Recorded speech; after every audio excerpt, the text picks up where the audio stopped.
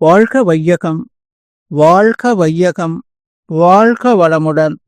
அருளாசன் அருள் தந்தை வேதாத்ரி மகரிஷி அவர்களும் ஒட்டுமொத்த மகான்களும் இறைநிலையும் என்னுள் சூக்குமமாக எழுந்தருளி இன்றைய நாள்காட்டி வரிகளுக்கான கவிவரிகளையும் அதற்கான விளக்கத்தையும் சிறப்பிக்க வேண்டுமாய் சங்கல்பம் மேற்கொள்கிறேன்.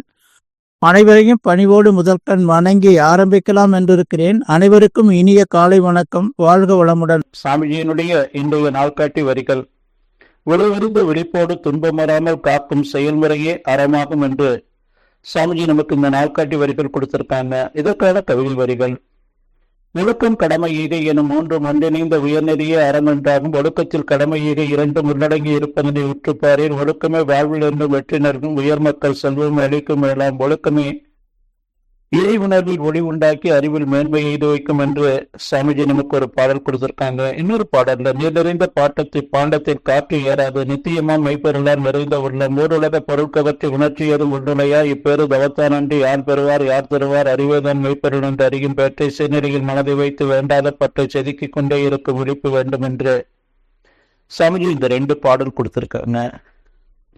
சாமி நமக்கு என்ன சொல்றாங்கன்னா, தான், சமுதாயம், இயற்கை என்ற அந்த 3 அமைப்புல நாம எல்லோரும் வாழ்ந்து கொண்டிருக்கோம்.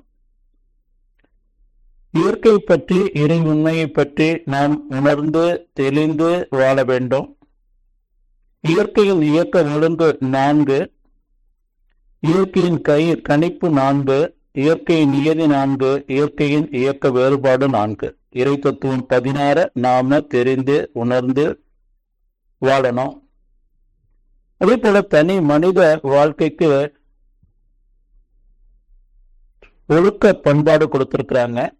முதல்ல 43 ஒழுக்க பண்பாடு, அதை சாமிஜி 14 ஆக்குனாங்க அந்த ஒழுக்க பண்பாட்டை. அதன் பிறகு 7 ஆக்குனாங்க. அதன் பிறகு 5 ஆக்குனாங்க.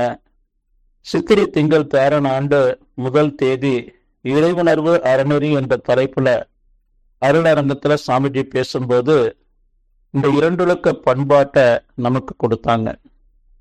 உலகத்துல உள்ள வேதம் 4, புராணங்கள், சாஸ்திரங்கள், நீதி நூல்கள், பகவத்கீதை, பைபிள், குரான், ஆதிசங்கரர் அத்வைதம், புத்தர் ஆராய்ச்சி நெறி, சமணர் மேன்மை அனைத்தும் 36 ஆண்டுகள்ல எல்லாம் படிச்சுட்டு எல்லா நூல்களும் சொல்றது இந்த 2 ஒழுக்க பண்பாட்டை தான். இந்த 2 ஒழுக்க பண்பாட்டை தவத்துல 3 முறை சொல்லுங்க, இதை கடைபிடித்து வந்தாலே போதும்னாங்க.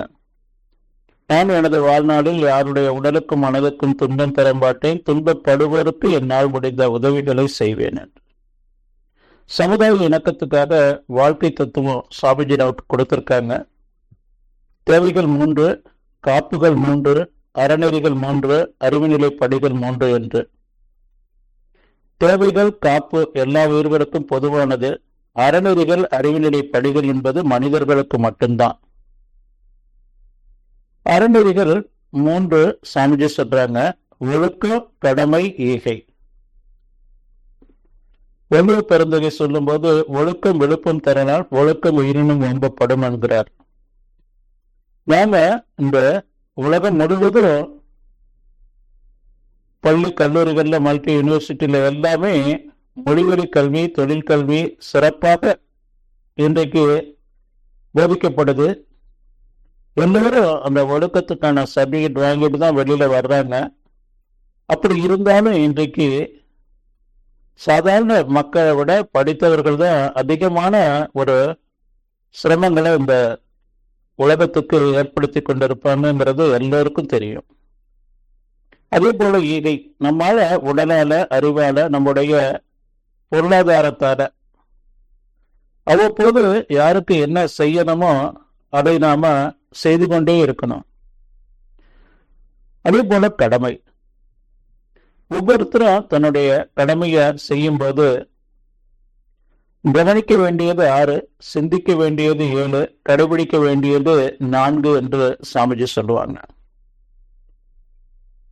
கவனிக்க வேண்டியது பேராசை, அறியாமை, தப்பு கணக்கு, விழிப்பின்மை, பகை, இயற்கை சீற்றம், இந்த 6ஐயும் கவனிக்கணும். இந்த 6 கவனித்து நாம தொழில் செய்யும் போதுதான் சிறப்பாக நம்ம கடமையை செய்ய முடியும். சிந்திக்க வேண்டியது வயது, அறிவு, கல்வி, தொழில், உடல் பலம், செல்வம், செல்வாக்கு. கடைபிடிக்க வேண்டியது 4. கடன்பட்ட அனைவருக்கும் திருப்பி செலுத்தணுங்கிற அந்த ஒரு எண்ணம் எப்பவுமே இருக்கணும். வியாபாரத்துல தொடர்புடையவங்களுக்கு எல்லாத்துக்கும் நம்ம வாழ்த்து கொடுக்கணும்.